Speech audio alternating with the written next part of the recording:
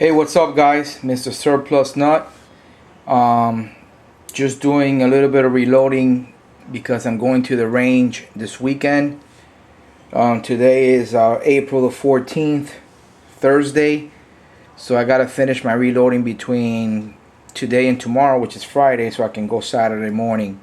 And I just wanted to make a video, or maybe one or two, not in so much detail like I did the last ones. Like, if you want to really get into reloading, you should watch that series of videos that I've made. But this is just like on a couple things that I want to bring up, so you guys can see that it doesn't take really extremely pricey equipment to reload. Basically, most of my reloading equipment is a mixture of Lee, RCBS, and Reddings. Okay, as you can see right here, I have my Lee Challenger press on, and it's got that that Reddings competition seating die on there, already dialed up on the micrometer, and that's the press that I've used. And I reload really high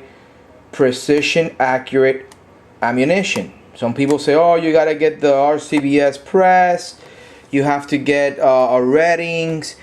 You really don't need to do that. Okay, Lee presses are very good quality.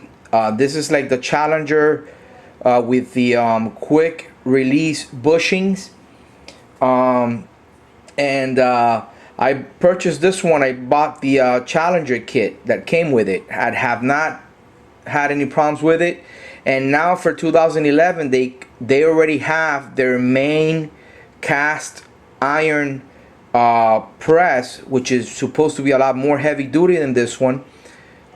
This is hardened cast aluminum, and the one that I'm talking about is the iron cast that they have, really heavy duty press. And they already added for 2011 the feature of the quick release bushings.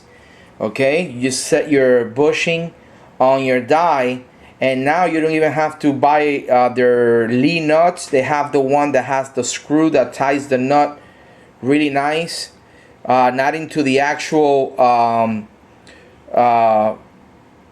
threads of your die or anything, but to the actual bushing. So this is my Reddings competition.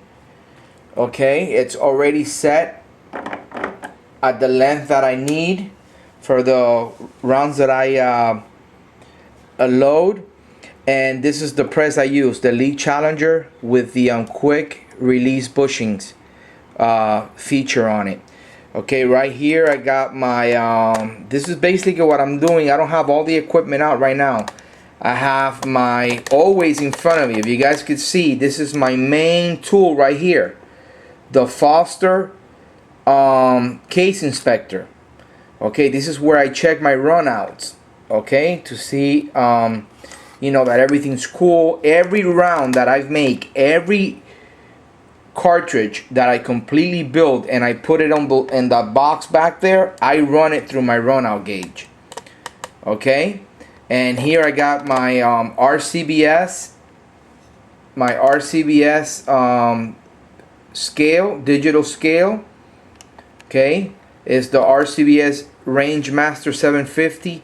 Haven't had no problems with that. And over here, obviously, I got my loading block. You guys see the Barget powder back there. There's another little loading block in the back with cases ready to go.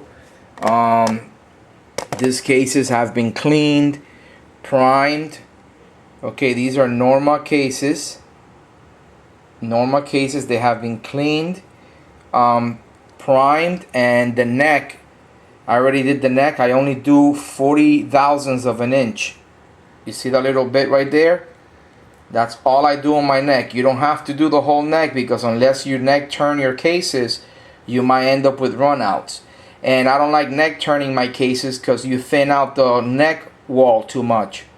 So for precision shooting, 40 thousandths of an inch is good. You see that there? That little, I will say it's like similar to like saying a 1/16 of an inch, like if you were to look it up in a ruler or a measuring tape.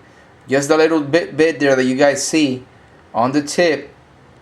Okay, that's all I do. And they're ready to go. I'm using Winchester primers. I got the Barget back there. I have the Lee powder dispenser here, a very precision tool. A lot of people, they knock out, they tend to knock Lee equipment, but let me tell you, and this is the videos that I want to make now, is just to show you guys exactly how I charge 42 grains of Barget powder with my cartridge, and I use 168 grain Sierra Match King bullets, and at 42 grains, I mean, it drops it right on the money, and I'm gonna show you guys that. All right, so I'm gonna come back to this, and I hope you guys can stay tuned.